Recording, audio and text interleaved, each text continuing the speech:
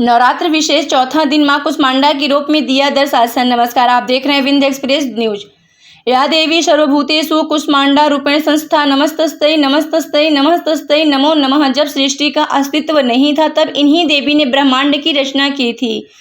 अतः यह सृष्टि की आदि स्वरूपा आदि शक्ति है। इनका निवास सूर्यमंडल के भीतर के लोक में है। वहां निवास कर सकने की क्षमता और शक्ति केवल इन्हीं में है। इनके शरीर की कांति और प्रभा भी सूर्य के सामने ही दैदीप्यमान है। इनके तेज और प्रकाश से दसों दिशाएं प्रकाशित हो रही हैं। ब्रह्मांड की सभी वस्तुएं और प्राणियों में अस्तित्व तेज इन्हीं की छाया है। माँ की 8 भुजाएं हैं, अतः यह अष्टभुजा देवी के नाम से भी विख्यात है। इनके 7 हाथों में क्रमशः कमंडल, धनुष, बाण, कमल, पुष्प, अमृत, पूर्ण कलश, चक्र तथा गदा है। 8वें हाथ में सभी सिद्धियों और निधियों को देने वाली जपमाला है। इनका वाहन सिंह है। माँ कुष्मांडा की उपासना से भक्तों के समस्त रोग शोक मिट जाते हैं। इनकी भक्ति से आयु, यश, बल और आरोग्य की वृद्धि होती है। माँ कुष्मांडा अत्यल्प सेवा और भक्ति से प्रसन्न होने वाली हैं। यदि मनुष्य सच्चे हृदय से इनका शरणागत बन जाए तो फिर उसे अत्यंत सुगमता से परम पद की प्राप्ति हो सकती है। इनकी उपासना मनुष्य को सहज भाव से भवसागर से पार उतारने के लिए सर्वाधिक सुगम और श्रेयस्कर मार्ग है।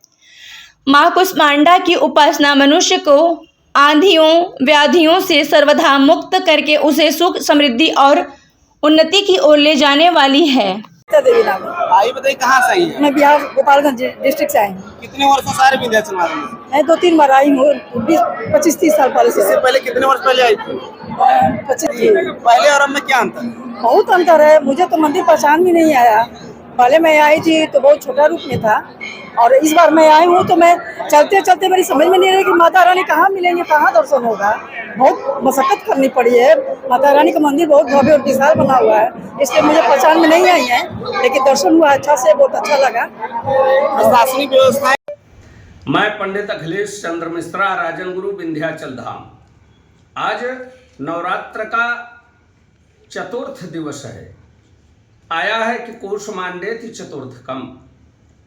भक्त माता की पूजन कूष्मांडा के रूप में करते हैं।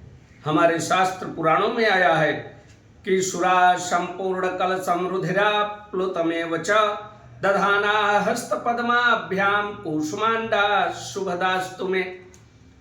भगवती ने अपनी हल्की हंसी से यह ब्रह्मांड की रचना की थी, जिससे इनका कूष्मांडा नाम पड़ा।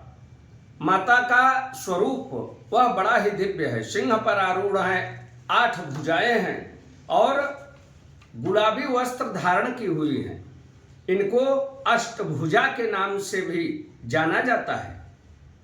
ये जो भक्त हैं वो ईशान कोण में भगवती की जहाँ स्थापना कलश की किए हैं वहाँ षोडशोपचार का पूजन करें, और पूजन दिव्यवत करते हुए केसर पेठा का भोग लगावें और फल में अमरूद और सेब का भोग लगावें।